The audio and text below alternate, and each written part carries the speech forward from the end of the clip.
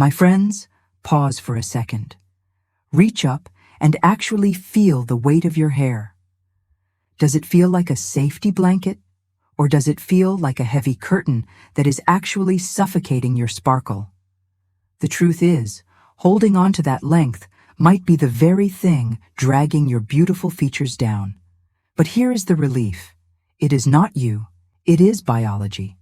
Data shows that after 50, our hair diameter shrinks by about 15%. Think of it like pasta. Long, thin hair becomes a limp noodle that lies flat against your scalp. But short hair? It acts like stacked penne. It builds its own structure. Long hair fights gravity and loses. Short hair works with gravity to lift you up. So today, we aren't guessing. We are going to let your bone structure decide between the pixie and the bob. And because I know the fear of leaving the salon in tears with a helmet cut, by the end of this video, I am handing you my salon communication cheat sheet, the exact words to say to your stylist to ensure a soft, modern result. So, let's step out of the shadows and find your light. To do that, we have to be honest about what gravity is actually doing to your reflection. Over time, our features naturally soften and settle downwards. When you frame that softening face with long, straight hair, you are essentially drawing two vertical lines on either side of your cheeks. These lines act like arrows pointing directly to the floor, dragging the observer's eye down with them. The secret to youthful hairstyles for women over 60 isn't about hiding your face. It is about reversing that arrow. We call this the optical lift. I want you to imagine your face is a beautiful room with a view, but it's currently hidden behind heavy velvet drapes. When we cut the hair short, we are effectively opening those curtains. Suddenly, the light hits your cheekbones, your jawline is defined, and your eyes become the star of the show again. It feels like a breath of fresh air because, visually, you have stopped pulling everything downward. The legendary stylist Sam McKnight often describes this effect as a non-surgical facelift, and he is absolutely right. When the hemline of your hair sits right above the jawline, it forces the viewer's eye to travel up, creating an instant sense of lift and energy that no cream can replicate. The question isn't, does short hair work? It's which specific cut lifts your unique face. If you have ever felt overwhelmed trying to measure your jaw angles with a ruler to figure that out, please stop right now. Finding the perfect bob haircut for older women doesn't require a degree in geometry. It just requires understanding balance. The truth is, most of those charts are just noise. We are going to throw away the complex diagrams right now and look at just two main categories. First, look in the mirror. Do you see soft, round curves? Your goal is to add length. We do this by building a little height at the crown. Think of it as a subtle lift that turns a circle into an elegant oval. Or, do you see a strong, square jawline? You have beautiful bone structure, and we don't want to hide it. We want to soften it. For you, we ask for wispy, shattered edges that graze the cheekbones like a watercolor painting, rather than hard, blunt lines that look severe. Now, that handles the face. However, even the perfect face shape match will fail if we ignore the one hidden variable that actually dictates your silhouette. It turns out, the success of your cut often has less to do with your chin and everything to do with your neck. I want you to visualize the vertical space between your earlobe and your shoulder. This specific distance is often the deciding factor in whether a choice between a pixie versus bob for thinning hair looks effortless and chic or feels heavy and dumpy. Here is the golden rule. If you have a shorter neck, we need to create space. A pixie cut opens up that area, acting like a release valve for your posture, instantly elongating your silhouette. But if you have a long, elegant swan neck, a bob fills that space beautifully. Putting a heavy bob on a short neck suffocates the look, while a pixie releases it. If you have ever walked out of a salon feeling like a bob made you look shorter or wider, this is exactly why. It wasn't you, It was the proportion.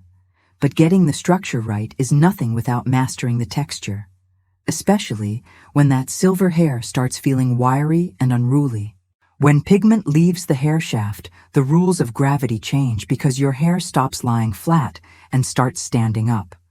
Many women avoid a pixie cut for fine hair over 60, especially when it turns silver, because they are terrified of the puffy dandelion effect. You worry that without the weight of length to hold it down, it will just stick straight out and look unruly. But here is the medical reality. According to Dr. Wilma Bergfeld, gray hair lacks the natural oils of pigmented hair, which makes it structurally stiffer. When you keep it long, you are fighting a wild vine that wants to twist. But when you cut it short, that stiffness becomes sculpture. Short hair allows styling wax to penetrate right to the root, giving you absolute command over the shape. Suddenly that wire isn't a problem. It is built-in volume that holds its shape all day. Look at icons like Mae Musk. She doesn't fight the coarse texture. She uses it to create that signature architectural height that looks so modern. She turns the stiffness into a style statement. But I know that for many of you, going that short feels like jumping off a cliff. This ear fear is very real. You are looking for low-maintenance short haircuts over 60, but you still crave a safety net. You want the volume of a pixie, but aren't ready to feel naked. Enter the Pixie. It is exactly what it sounds like, a marriage between a bob and a pixie. Here is the magic. We keep the length of a bob around the ears to give you that sense of security, but we cut the crown with the short, shattered layers of a pixie to give you the lift. Think of it as the perfect set of training wheels for short hair. Just look at this transformation. She gets that gentle softness framing her cheekbones, but the energy up top makes her look vibrant. It is the best of both worlds. Yet, the most beautiful front view falls apart the moment you turn around and see nothing but a flat, vertical line. If you can reach back and feel that your head goes straight down with no natural curve, you are dealing with the curtain effect. When you look for short haircuts for flat back of head shapes, a standard bob often acts like a heavy curtain, hanging limp and making that flatness look even more severe. The solution is a technique called graduation. I want you to visualize stacking pillows on a bed. When you stack them, you create a curve and volume where there wasn't any before. That is exactly what we do with the hair. We cut shorter layers underneath to support longer layers on top, literally pushing the silhouette outward to create a rounded shape. So, when you sit in that chair, you are going to ask specifically for graduated stacking at the occipital bone. This builds weight and structure precisely where nature didn't give you any. You are essentially building a new bone structure with scissors. That solves the lack of volume. But what if you are suffering from the complete opposite problem? A heavy, puffy triangle.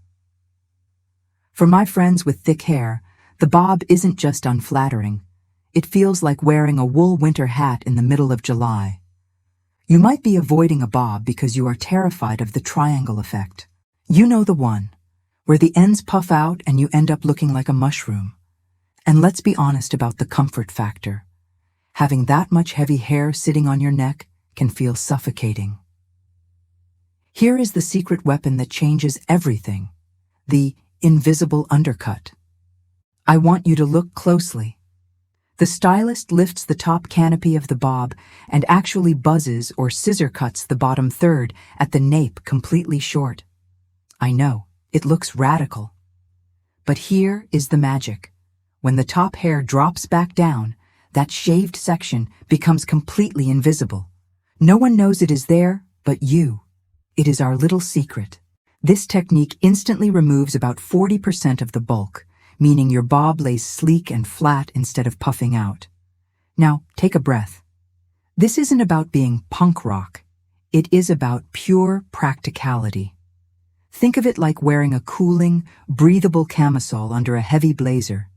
It keeps your neck cool and your style sleek without compromising the shape. If you found this little trick helpful, a thumbs up tells me to share more secrets like this. However, having this picture in your head is useless if you can't translate it into words your stylist actually understands. The gap between what you say and what they hear is exactly where the dreaded helmet cut happens.